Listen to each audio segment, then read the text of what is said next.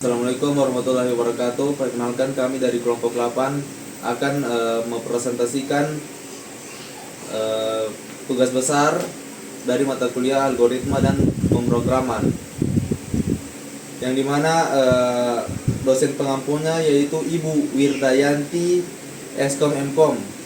Adapun judul dari proyek kami yaitu Sistem Informasi Manajemen Keuangan Pribadi.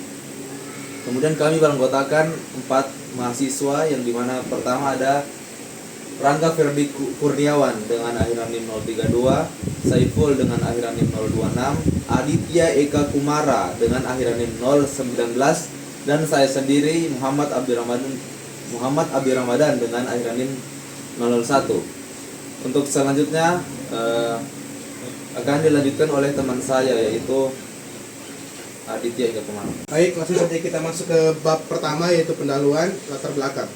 Transformasi digital telah membawa pengaruh besar dalam tata kelola keamanan pribadi. Mahasiswa sering menghadapi kendala finansial seperti kesulitan mengelola aliran kas bulanan, defisit anggaran, dan penumpukan utang akibat absennya strateginya. Pendekatan tradisional seperti catatan fisik atau spreadsheet tidak efisien dan rawan distorsi data. Platform keuangan komersial seringkali terlalu rumit atau mahal bagi mahasiswa. Oleh karena itu, dibutuhkan sistem informasi manajemen keuangan pribadi yang komprehensif. Studi ini berfokus pada perancangan dan implementasi personal finance tracker yang dirancang khusus untuk kebutuhan pengelolaan keuangan. Mahasiswa mampu memproses, menganalisis, dan memvisualisasikan informasi keuangan secara akurat dan user-friendly.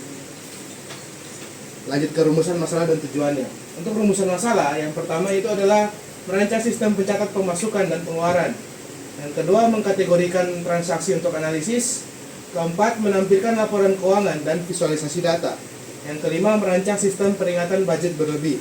Masuk ke tujuannya. Tujuan dari codingan kami ini adalah mengimplementasikan fungsi pencatatan transaksi, mengembangkan sistem kategorisasi transaksi yang fleksibel, membuat fitur laporan dan visualisasi data grafik, dan mengimplementasikan notifikasi peringatan budget.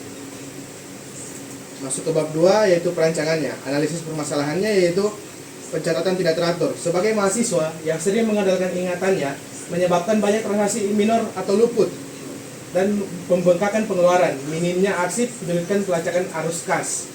Yang kedua yaitu lemahnya pengendalian anggaran. Tidak adanya perancangan anggaran membuat mahasiswa reaktif. Alokasi dana tidak proporsional, seringkali anggaran hiburan melampaui biaya pendidikannya. 3. Jadwal keuangan tidak terkelola. Tenggat waktu pembayaran sering terlewatkan karena tidak ada pengingat, berimplikasi dan sanksi administratif, dan mengganggu aktivitas akademik. Yang keempat yaitu minimnya klasifikasi transaksi. Transaksi tercatat campur aduk tanpa pemilihan kebutuhan esensial dan non esensial, mengaburkan batas antara keperluan mendasar dan keinginan sesaat. Dan yang terakhir 5, terbatasnya evaluasi finansial. Rendahnya kesadaran refleksi pola belanja membuat mahasiswa mengulangi kesalahannya. Nah, akumulasi pengeluaran tidak produktif sering tidak disadari. Masuk ke algoritma deskriptifnya, yaitu yang pertama dengan mulai program, inisialisasi tempat penyimpanan transaksi dan tampilkan menu utama. Yang kedua yaitu menambahkan transaksi. Contohnya seperti isi keterangan, jumlah, tipe pemasukan pengeluarannya, dan validasi data dan simpannya. Yang ketiga yaitu untuk menghapus transaksi. Tampilkan berdaftar nomor dan pilih nomor untuk yang dihapus dan validasi terhapus. Keempat yaitu melihat transaksi, yaitu melihat tampilkan semua transaksi yang tercatat yang sudah kita masukkan, dan kemudian kembali ke menu utama setelah selesai. Dan terakhir keluar, yaitu program berhenti dan progres selesai. Baik, sekian dari saya, terima kasih. Oke, kita lanjut lagi ke algoritma pseudocode-nya. Nah, untuk algoritma di pseudocode-nya ini kita deklarasikan dulu untuk data transaksi dengan list kosong. Karena kenapa? Hal tadi tersebut bahwa akan dimasukkan data-data yang diinput oleh user. Masuk lagi ke fungsi hitung saldo. Nah, hitung saldo ini kita mulai dari totalnya sama dengan 0 untuk setiap transaksi P di dalamnya. Data transaksi jika tipe pemasukan, tipe yang transaksi diinput oleh user adalah pemasukan, maka total akan ditambah dengan jumlah total yang dimasukkan oleh user juga.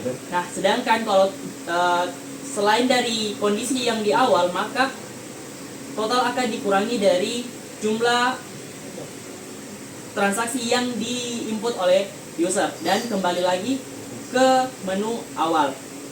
Lanjut ke fungsi yang kedua. Fungsi yang kedua adalah tampilan menu. Nah, tampilan menu ini kita akan tampilkan semua untuk print satu, menu 1 yaitu tambah transaksi, print menu 2 hapus transaksi, print menu 3 lihat daftar transaksi, dan print 0 untuk keluar dari program. Lalu input pilihan, nah kembali ke pilihan atau menu awal. Lanjut lagi ke prosedur tambahan transaksi. Nah, prosedur tambahan transaksi ini digunakan untuk yang pertama itu user harus menginput keterangan untuk apa transaksi tersebut. Lalu user menginput jumlah dari transaksi tersebut. Nah, sebelum masuk ke langkah selanjutnya, program akan memvalidasi jumlah yang dimasukkan oleh user harus angka. Jika tidak angka, maka hal tersebut akan ditampilkan bahwa transaksi harus berupa angka.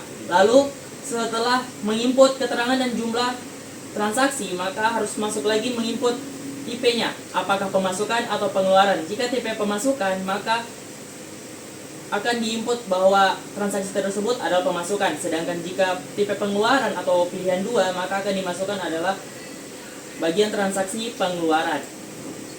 Lanjut lagi ke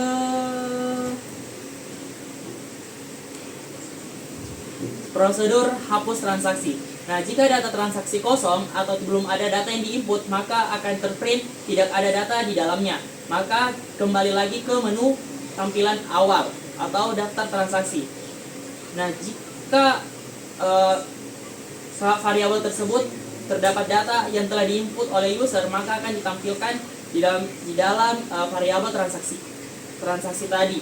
Nah, untuk melihat atau menghapus transaksi, maka user harus menginput nomor di dalamnya, lalu memvalidasi apakah betul yang diinput oleh user adalah nomor atau kata atau teks. Nah, jika benar nomor, maka data yang ada di dalam data transaksi akan dihapus dari nomor yang telah diinput oleh user. Lanjut lagi prosedur lihat transaksi. Nah, jika data tersebut masih kosong atau tidak ada inputan dari user, maka akan muncul tampilan tidak ada data. Dan sedangkan jika ada, maka akan ditampilkan semua transaksi yang diinput oleh user. Lanjut lagi ke algoritma utama atau loop selama true. Nah, kita masuk ke algoritma utamanya. Nah, algoritma utama ini akan terjadi looping selama hal tersebut true. Nah, untuk pilihannya itu ada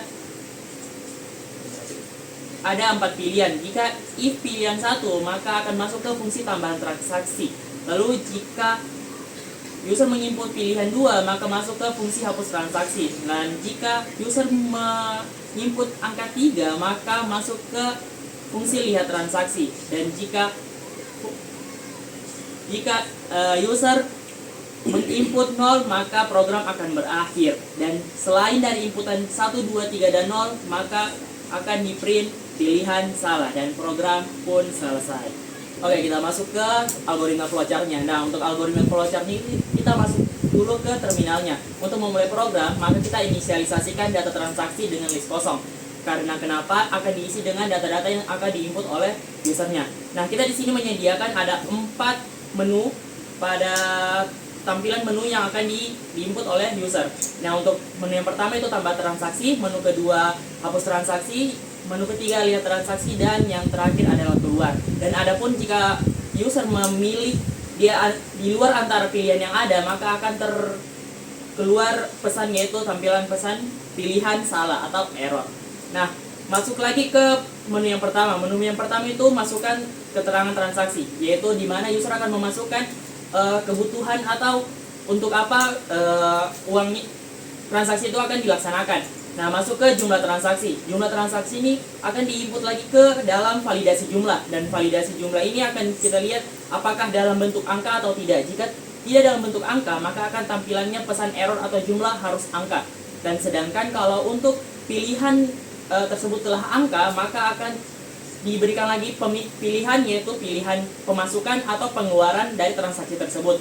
Nah, jika transaksi sudah dipilih antara pemasukan dan pengeluaran, maka akan dimasukkan ke dalam data atau variabel ke data transaksi yang tadi list kosong tersebut. Nah, jika tidak valid data yang dimasukkan, maka akan kembali ke menu awal. lanjut lagi ke menu yang kedua. Untuk menu 2 ini akan ditampilkan hapus transaksi. Nah, hapus transaksi ini jika data transaksi masih kosong, maka akan ditampilkan tidak ada data di dalam variabel transaksi kosong tersebut. Nah, tetapi jika ada variabelnya, maka akan ditampilkan daftar transaksi yang berupa nomor atau digit yang telah dimasukkan oleh user.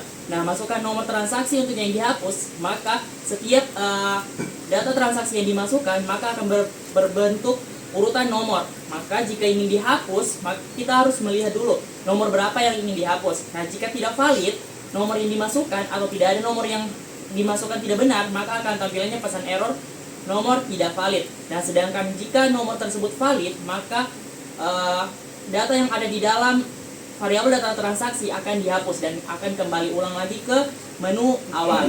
Lanjut lagi ke menu yang ketiga, yaitu lihat transaksi. Nah, lihat transaksi, jika data transaksi tersebut kosong, maka tampilan tidak ada datanya akan muncul dan kembali ulang ke tampilan menu utama.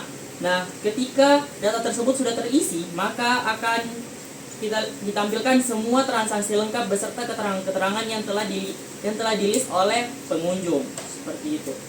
Nah, dan setelah ditampilkan tampilan semua transaksi oleh user yang diinput oleh user, maka akan kembali ulang ke menu yang utama. Nah, karena kita ketahui adalah ini algoritma, maka akan ada akhiran di dalamnya. Nah, maka itu kita membuat menu yang terakhir, yaitu menu keluar untuk memberhentikan algoritma tersebut. Seperti itu. Sedangkan jika user kembali menginput nomor yang tidak tersedia, maka akan muncul tampilan pesan pilihan salah. Oke. Cukup. Jadi kita langsung masuk ke codingannya. Jadi yang pertama itu kita punya kelas buat modi tracker CLI itu buat membungkus semua codingan yang ada di sini. Jadi dia bakal membungkus dari codingan pertama sampai codingan terakhir. Baru di dev itself kita bakal ada save data transaksi buat menyimpan data transaksi. Baru yang di bawahnya itu ada dev clear self. Jadi kalau misal kita sudah menyelesaikan suatu menu, dia bakal clear terminalnya. Jadi terminal bakal bersih. Baru ada pause. Nanti kalau misal terminalnya sudah selesai, nanti tinggal enter buat nge-clear semua yang ada di terminal. Nah, baru di dev menu self itu bakal ngeprint semua yang ada di menu-menunya kita. Itu ada dari judul menu tracker pro CLI, ada total saldonya berapa. Di situ bisa dihitung juga saldonya ada berapa totalnya. Baru ada pilihan-pilihannya. Yang pertama itu 1 lakukan transaksi, 2 hapus transaksi, 3-nya daftar transaksi, dan 0 itu keluar dari aplikasinya. Baru kita punya variabel pilih. Nah, pilih ini buat memilih menu yang kita mau pilih. Misal kalau pilih 1, kita bakal ke fungsi tambah transaksi. Kalau sebenarnya kita pilih pilihan 2, kita bakal ke hapus transaksi. Pilih ketiga itu bakal lihat transaksi, dan pilih 0 itu bakal keluar dari aplikasinya. Baru ada kondisi lain, itu else. Kalau misal dia memilih angka di luar dari 1 sampai 3 atau tidak di luar dari 0. Nah, dia bakal pilihan tidak valid. Dia bakal pause. Baru karena pause tadi di atasnya itu buat meng-clear semua terminal, jadi dia bakal pause dulu, baru kita bisa lihat enter atau tidaknya. Nah, baru kita punya di sini fungsi tambah transaksi. Di sini kita bisa semua codingan tentang tambah transaksi yang dipilih nomor 1 itu bakal ada di codingan ini. Nah, pertama itu ada self clear. Kalau semisal terminalnya itu sudah selesai, menunya selesai, dia bakal clear semua terminal. Nah, baru kita ada judulnya tambah transaksi. Baru di sini ada keterangan. Kita punya keterangan, inputnya keterangan apa, baru jumlahnya berapa. Nah, kalau semisal tidak ada keterangan sama jumlah diisi, maka tab print semua kolom itu harus diisi. Baru ada return self pause. Kalau semisal ternyata tidak ada kolom yang terisi, maka dia bakal ke fungsi pause. Nah, kalau misal sudah fungsi pause, dia bakal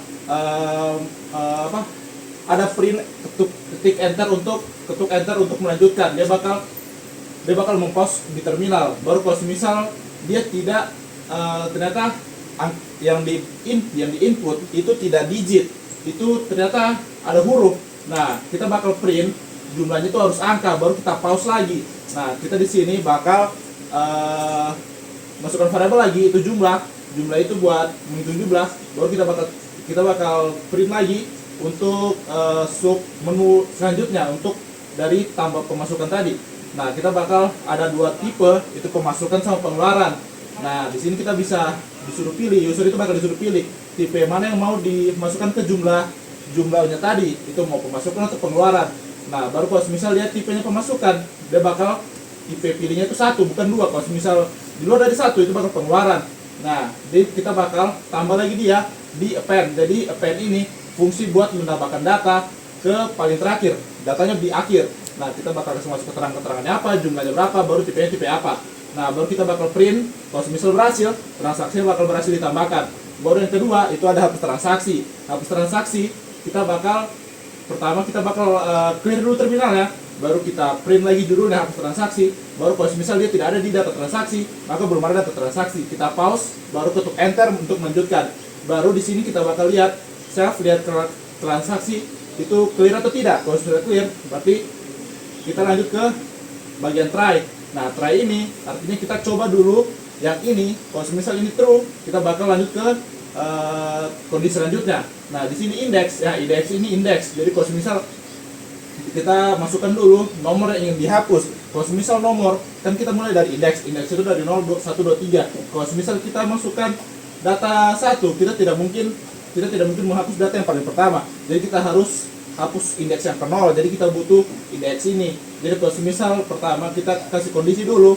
Kalau misal yang di input user itu melebihi atau mengurangi dari data transaksi. Jadi tidak boleh lebih dari 0, kurang dari 0, sama tidak boleh lebih dari data transaksinya. Kalau data transaksi ada 3, tidak boleh user menginput nomor 4. Nah, kita bakal save data transaksi pop ini buat menghapus data paling terakhir, indeks kurang 1, transaksi berhasil dihapus. Kalau misal tidak memenuhi syarat yang tadi, yang ternyata user kurang dari nomor yang sebelumnya atau tidak melebihi dari data transaksinya, maka nomornya tidak valid.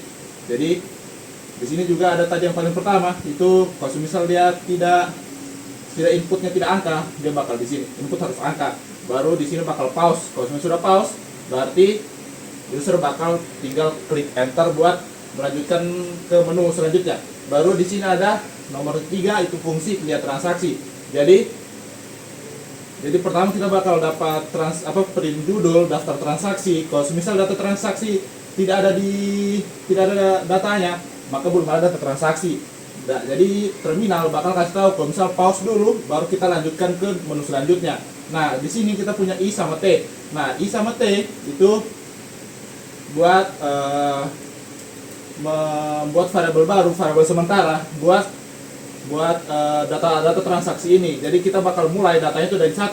Nah, jumlahnya itu ada berapa, baru di sini kita print lagi FI, itu angka dari pendataan saja, baru T-nya keterangan, tipenya dan jumlahnya. Jadi kalau misal sudah selesai, kita pause lagi, baru kita hitung saldo.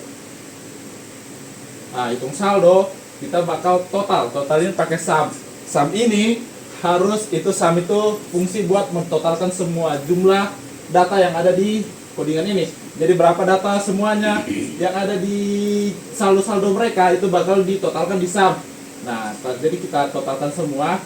Baru kalau misal totalnya kurang dari 0, maka keuangan Anda bermasalah karena kita harus mengurangi segala kekurangan yang ada di aplikasi. Kalau misal dia ternyata kurang dari 0, itu tidak boleh. Nah, jadi keuangan Anda bermasalah. Jadi sudah selesai. Warna hijau berarti totalnya kalau misal sama dengan 0, sales-nya merah. Jadi kita ke sini baru selesai. Baik, kita lanjut pada output dari aplikasinya. Yang pertama ada 4 menu. Yang menu pertama adalah lakukan transaksi, kedua hapus transaksi, ketiga daftar transaksi, dan yang ke-0 keluar. Di sini saya memiliki uang jajan yaitu 100.000. Kita pilih menu pertama, lakukan transaksi dengan keterangan uang jajan. Nah, uang jajan saya itu 100.000 per bulan. Masuknya itu tipe pemasukan. Nah, transaksi berhasil ditambahkan. Enter, kita pilih ke 3, daftar transaksi 3. Nah, di sini sudah muncul daftar transaksinya, yaitu tipenya kategorinya itu uang jajan. Saya memiliki uang jajan dengan tipe pemasukan dengan jumlahnya ada 100.000. Oke, kita lanjut, next, enter. Ada hapus transaksi pada menu yang kedua. Di sini saya memiliki satu saja transaksi, yaitu uang jajan. Jadi di sini kita masukkan nomor yang ingin dihapus, yaitu nomor 1, karena hanya ada nomor 1. Nah, telah muncul keterangan transaksi berhasil dihapus, enter. Nah, pada menu terakhir ada 0, yaitu keluar dari aplikasinya, 0. Demikian output yang tadi saya sampaikan. Kita masuk ke kesimpulan dari proyek yang telah kami buat ini.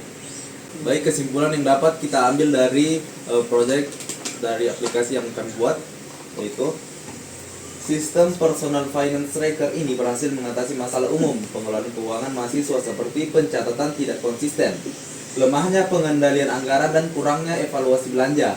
Dengan algoritma terstruktur dan fitur inti, yaitu pencatatan, penghapusan tampilan, riwayat, dan perhitungan saldo, program ini menjadi alat pengelolaan keuangan yang mudah dioperasikan dan efektif. Kemudian proyek ini menunjukkan bahwa aplikasi CLI sederhana dapat menjadi solusi praktis dan relevan bagi kebutuhan keuangan mahasiswa, terutama dalam efisiensi, biaya rendah, dan kemudahan penggunaan.